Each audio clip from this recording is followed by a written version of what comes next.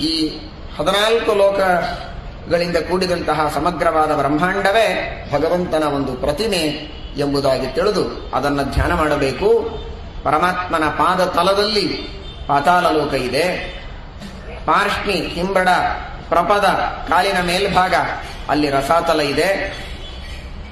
ಕಾಲಿನ ಗಂಟುಗಳಲ್ಲಿ ಅಲ್ಲಿ ಮಹಾತಲ, ಮೊಳಕಾಲಿನಲ್ಲಿ ತಲಾತಲ, ಅದರ ಮೇಲೆ ಸುತಲ, ಮಂಡೆಯಲ್ಲಿ ತೊಡೆಯ ಕೆಳಭಾಗದಲ್ಲಿ ವಿತಲ, ಮೇಲ್ಭಾಗದಲ್ಲಿ ಅತಲ, ಕಟಿಯ ಭಾಗದಲ್ಲಿ ಭೂಮಿ, ನಾಭಿಯಲ್ಲಿ ಅಂತರಿಕ್ಷ, ಹೃದಯದಲ್ಲಿ ಸ್ವರ್ಗಲೋಕ, ಸ್ವಲ್ಪ ಮೇಲ್ಭಾಗದಲ್ಲಿ ಕುತ್ತಿಗೆಯ ಕೆಳಗೆ ಉರಸ್ಸಿನಲ್ಲಿ ಅಲ್ಲಿ ಮಹರ್ಲೋಕ, ಕಂಠದಲ್ಲಿ ಜನೋಲೋಕ, ವದನದಲ್ಲಿ ತಪೋಲೋಕ, ಲಲಾಟದಲ್ಲಿ ತಪೋಲೋಕ, ತಲೆಯಲ್ಲಿ ಸತ್ಯಲೋಕ.